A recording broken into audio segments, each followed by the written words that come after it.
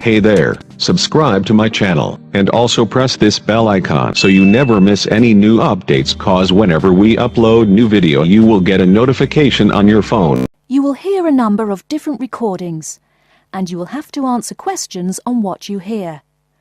There will be time for you to read the instructions and questions, and you will have a chance to check your work. All the recordings will be played once only. The test is in 4 sections. At the end of the test, you will be given 10 minutes to transfer your answers to an answer sheet. Now turn to Section 1.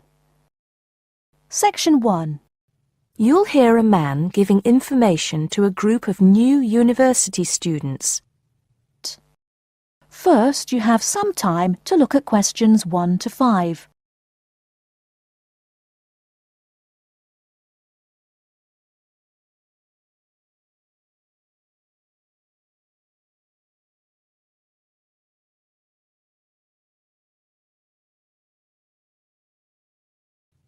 Good morning, University of Radstock students, and thank you for coming out today. As some of you may already know, my name is Scott Barnes, and I am the director of the Student Services Office here at the university. I'm here today to give you some information about what Student Services has to offer you.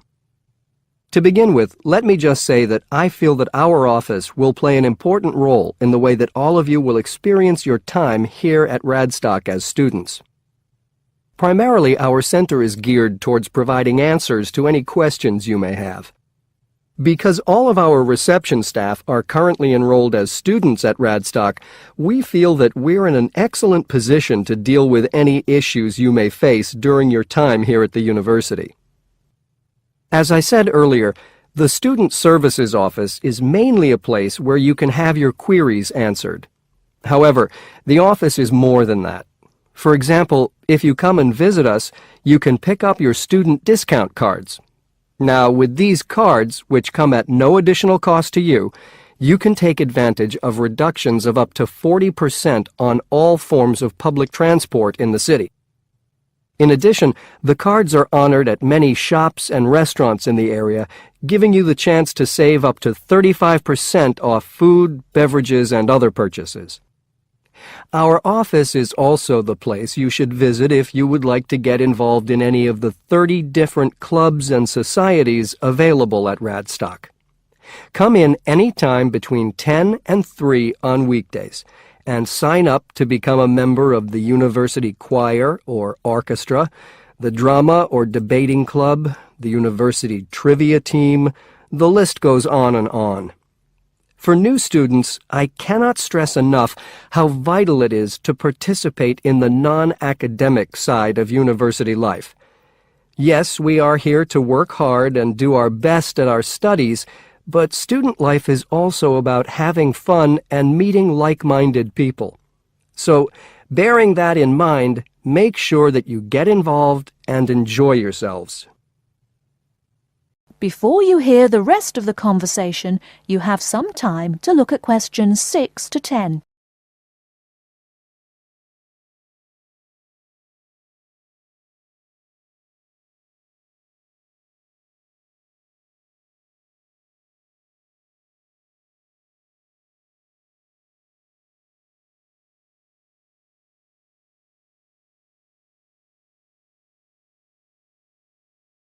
Now listen and answer questions 6 to 10. Moving along, I'd now like to talk to you about another very important service that our office provides, and that is counseling. I'm sure that you are all well aware that there are times in life when things can go wrong and times can get tough. We all have to endure difficult experiences, and these difficulties can be emotional or physical. Whatever the case may be, talking with an experienced counselor can help you through the trying times. The counseling service here at Radstock is staffed by counselors who are qualified to help you deal with problems ranging from homesickness and loneliness to eating difficulties and life changes. To see a counselor, we recommend that you first visit our drop-in center. We run drop-in sessions on a daily basis from 9:30 a.m. to 2:30 p.m. And to reserve one of these sessions, you can telephone the counseling service on 121-5648-3907 on the day you wish to visit. Or, if you prefer, you can come into the Student Services office anytime after 8:30 a.m. and complete a booking form. If it should happen that you need to cancel your appointment for the drop-in session, we would request that you contact the counseling service as soon as possible to let them know. Drop-in sessions can be as short as 20 minutes, but it's more usual for them to take about 45 minutes. During that time, you will be asked some questions to clarify your situation, and a decision will be made as to what further action, if any, should be taken. After your session, several things may happen. Firstly, you may be referred to one of the university's counselors for further counseling, which normally consists of another 8 sessions. Secondly, you may be asked to visit another source of help within the university. Or finally, you may be referred to an external organization. Whatever course of action might be taken, you may rest assured that what goes on in these sessions is treated in strict confidence. I'd also like to mention that the counseling service runs numerous workshops on the campus every year. The focus of these workshops tends to be on personal development, and past topics have included motivation, self-identity, and impression management. There is no fee charged for these workshops, and if you require more information, feel free to contact us at stuser@acadia.co.uk. That is the end of Section 1. You now have half a minute to check your answers.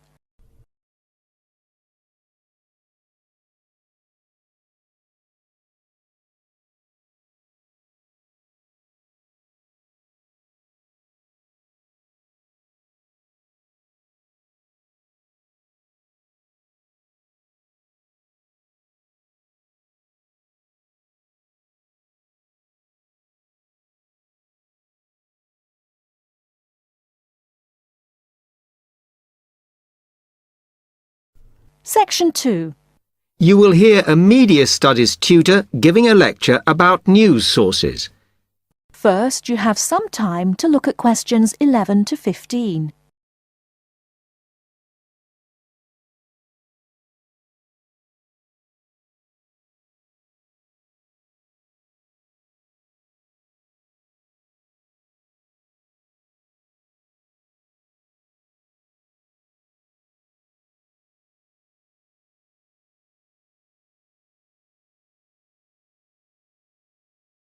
Now, listen carefully and answer questions 11 to 15. Okay, now many of you will have heard about the predicted death of newspapers, as people increasingly access the TV and the Internet for their news. Today, I want to look at the USA, which has very advanced news sources, to see if this is actually true. In the USA, the main news sources without doubt are TV, the Internet, and the press. That is, traditional newspapers. And although they are each surviving and growing, they are also changing.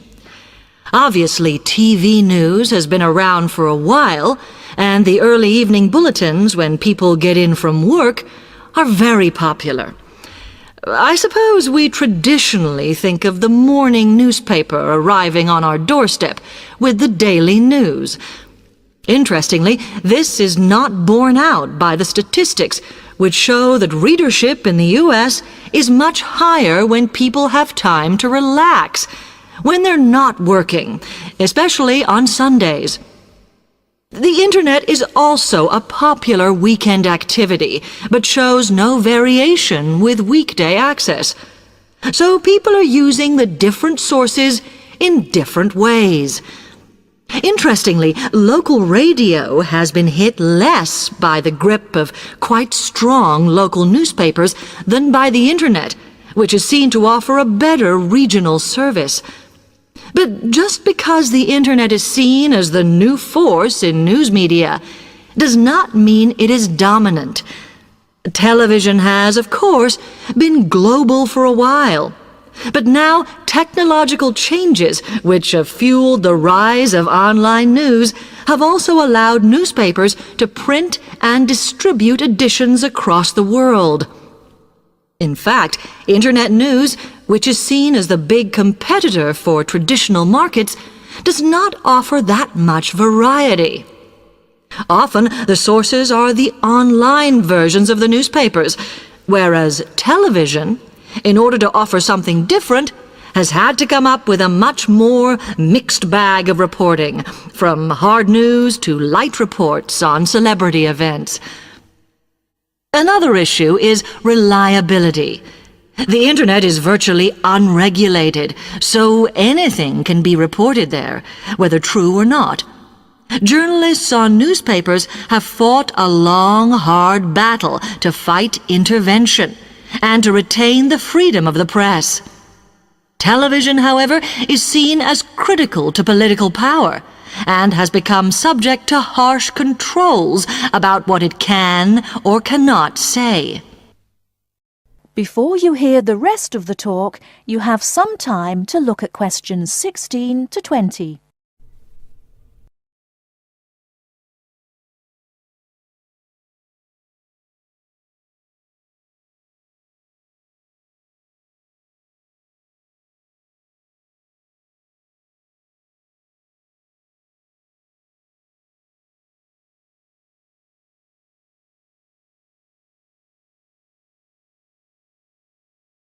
Now listen and answer questions 16 to 20. Now, one very critical factor in keeping newspapers alive and well in the USA has been their approach to advertising. Obviously, newspapers are heavily dependent on advertising revenue, and they have become more and more imaginative in what they offer, in order to make sure that advertisers use them and not other news sources. This has meant that, contrary to popular belief, newspapers now have a significantly higher profit margin than the rest of American industry. So, how have they managed to raise advertising revenue in this way? Well, they have put a lot of effort into developing and maintaining a very strong association with the retail trade. And they've come up with a winner. A critical tool in their sales plan has been suggesting that the adverts they run can have vouchers. This has been enormously effective because they have found that not only do more people buy the paper to get the discounts, but also that this inevitably means much higher sales for the clients who advertised. As well as doing this, the newspapers have also introduced aggressive sales campaigns over the last few years. This has resulted in a significant and continuing rise in the number of advertisers prepared to pay the extra for full-page ads. So, what I would like to move on to... That is the end of section 2. You now have half a minute to check your answers.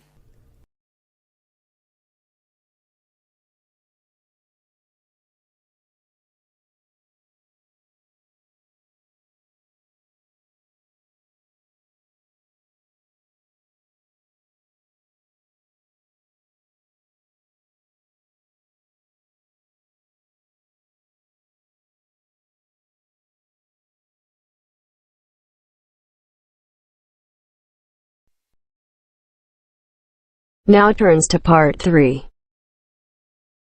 Part 3.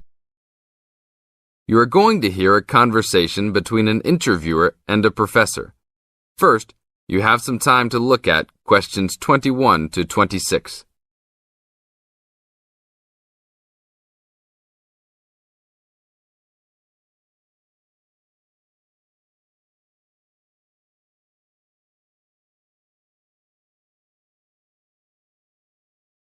Now listen to the tape and answer questions 21 to 26. Today I'm here with Professor Nittick, who is our new university president.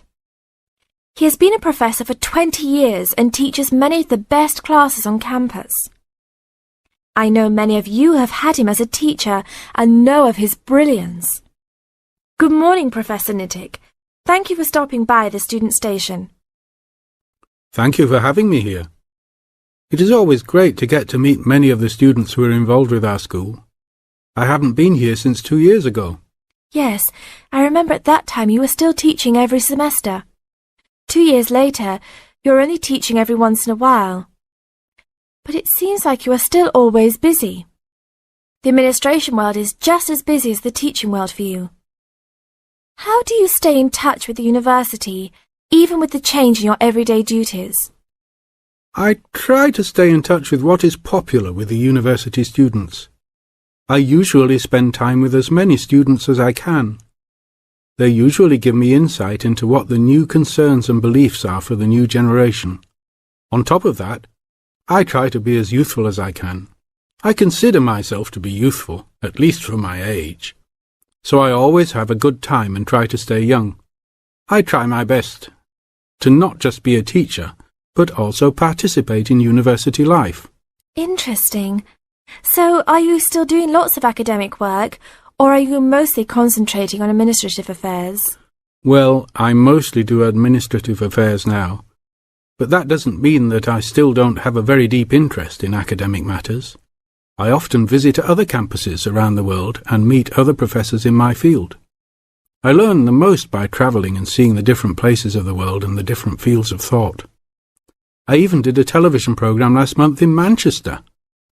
Will you be on television any time soon then? Well, you can call the television station and see if I will be on television any time soon. Maybe I will be on the news report. I don't think it is really that significant, though. Oh, really? That sounds great. I will remember to look out for you. Let's move on. With all your busy travelling recently, how do you find time for your personal life? I try to keep my university life separate from my personal life. Sometimes it's hard to find time to just take my wife and 3 kids out for a family dinner, but usually we all manage to get together every few days. I'm taking a few weeks off next month to take my family down to South America, to Brazil for a few days. I can't wait to just sit on the beach. Wow, that sounds like a wonderful trip. Professor Nittick, could you tell the audience a little about what goes on in an average day of a university administrator? An average day? Oh, I don't think there is such thing as an average day for me. The last few weeks I've been travelling all the time. I can be in Los Angeles in the morning and in New York by the afternoon and back to Los Angeles by the evening. Sometimes I will spend the whole week at a new university, showing the new administrators the ins and outs of running a university. Sometimes I can spend the whole day in the office on the phone, so there really is no average day for me. I guess that is because I do so many different tasks. Sorry to let all the viewers down, but that is the plain truth. Now look at questions 27 to 30.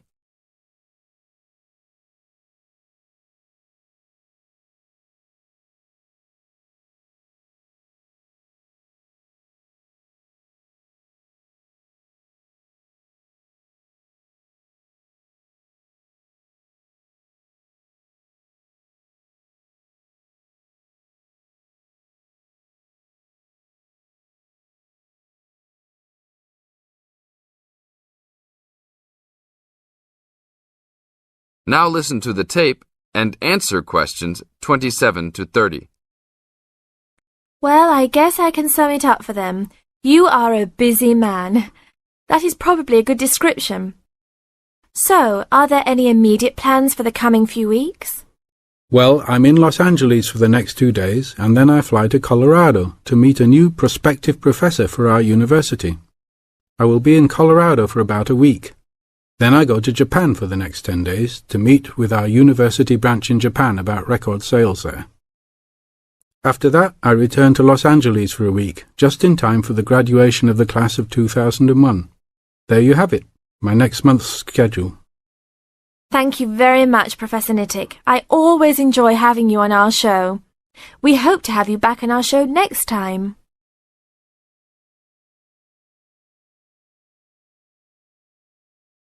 That is the end of part 3.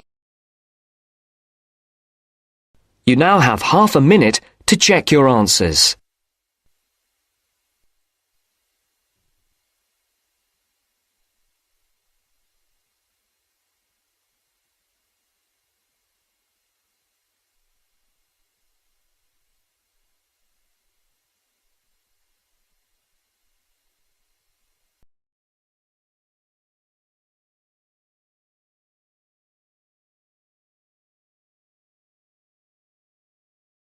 Now turn to Section 4. Section 4. You are going to hear a lecture. First, you have some time to look at questions 31 to 40.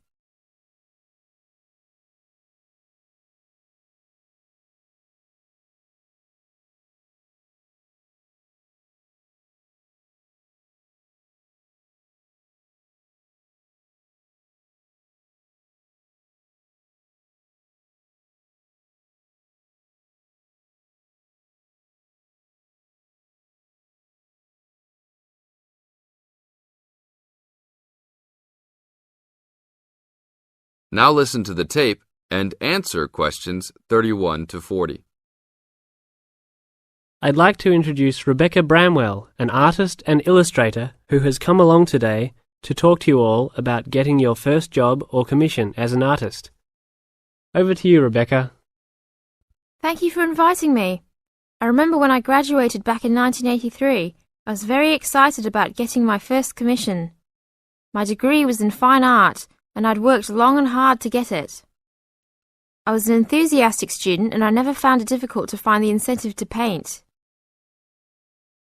I think as a student you're pushed along by fellow students and tutors and the driving force is there. However, when you leave college you find yourself saying things like, "I'll have one more cup of coffee and then I'll sit down to work."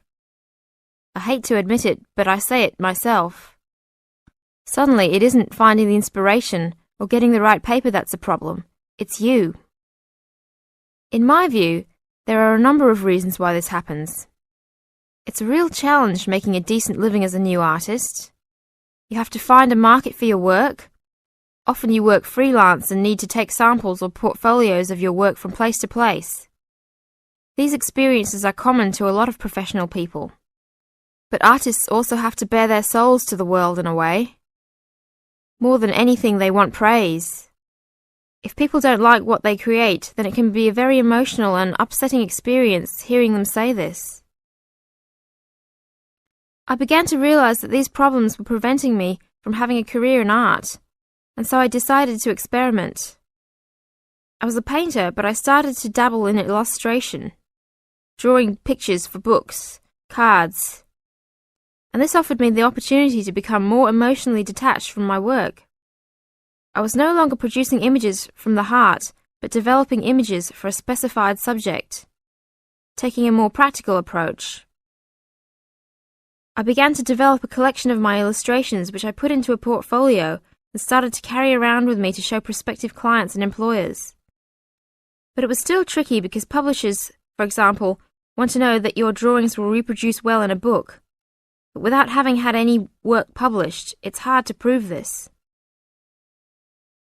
Having a wonderful portfolio or collection of original artwork is, of course, a first step. But what most potential clients would like to see is printed artwork, and without this evidence, they tend to hold back still when it comes to offering a contract. Well, I overcame this problem in 2 ways, and I suppose this is my advice to you on preparing your portfolio of your best work. The first way was by submitting my work for a competition. The one I chose was for a horoscope design and was sponsored by a top women's magazine. There are a few of these competitions each year, and they offer new illustrators an opportunity to showcase their work. The other approach I took was to design and print some mock-up pages of a book. In other words, I placed some of my illustrations next to some text in order to demonstrate how my work would look when it was printed. Perhaps I was lucky in that I had taken a degree that that provided me with all-round creative skills so that I could vary my style and wasn't limited to a certain technique. I think that is important. The art world and many other creative fields do try to pigeonhole people into snug boxes with an accompanying label. I think you should try to resist this if you feel it happening to you. If you don't, you'll find it difficult to have new work accepted if you try to develop your style at a later stage in your career. Nevertheless, when you start out, and particularly when you're going for an interview, it's important not to confuse people by having a lot of different examples in your portfolio. One remedy for this is to separate your work into distinct categories. In my case, I did this by dividing my design-inspired illustrations from my paintings. It is then easier to analyze the market suited to each portfolio, such as magazines, book jackets, CD covers, etc.